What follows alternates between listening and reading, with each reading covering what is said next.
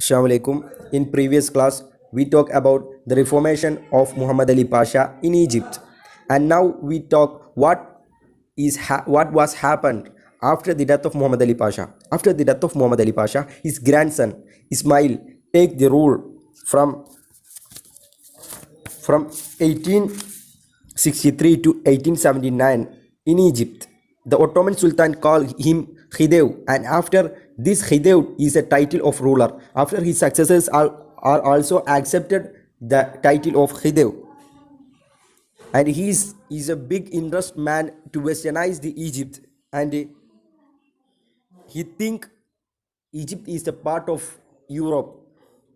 In his rule, a big advancement in country, and he tried to westernizing the government, and he tried to westernizing the educational system.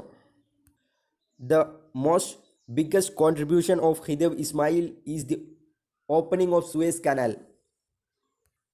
It make a big revolution in Egypt in the field of transportation and in the field of commerce. The Suez Canal opened in 1869 during his time. It connect Mediterranean Sea and Red Sea. Okay, and he is a lavish man, or he is a luxurious man, and he brought thousands of money borrowed from Europe. And after effect of this borrow money is the European got a dominance in Egypt. In 1875, Britain brought Khidev a share in the Suez Canal. After the share of Britain in Suez Canal, the Britain can ease to transport goods from India to Britain. And next one is the advancement or the contributions of Khidev Ismail in Egypt. The main one is the agriculture. The cotton agriculture is the most important in under the Khidev Ismail. A big amount of cottons export to other countries in this time, and he construct canal, bridge, telegraph, railway line, and he modernized Egypt cities. He modernized the Egypt cities from the tradition system, follow the pulse of European countries, and he wished to adopt in his country. Okay, thousands of people migrated into the Egypt.